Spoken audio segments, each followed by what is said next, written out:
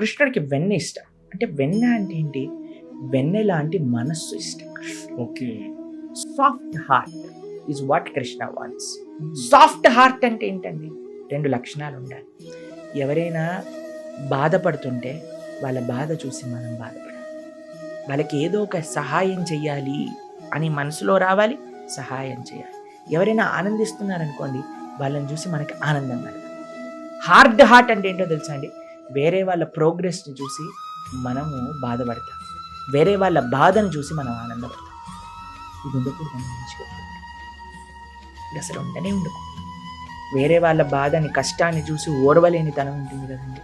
శ్రీల ప్రభుపాదుల వారు ఒకసారి ఆలయం బయట నుంచి చూస్తే పాపం 2 పిల్లలు అన్నం కోసమని కొద్దిగా కొట్లాడుకుంటాను చూసారనమాట. ప్రభుపాదుల వారు అన్నారు, మన ఆలయం ఉన్న 10 కిలోమీటర్ల రేడియస్లో ఎవ్వరు కూడా ఆకలితో పడుకోవడానికి వీల్లేదు.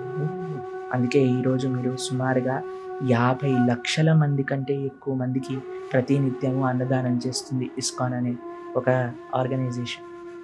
కాబట్టి భక్తి అంటే భగవానుడి పట్ల, ఆ భక్తియే సమాజం పట్ల ఒక బాధ్యతగా ట్రాన్స్ఫార్మ్ అవుతుంది.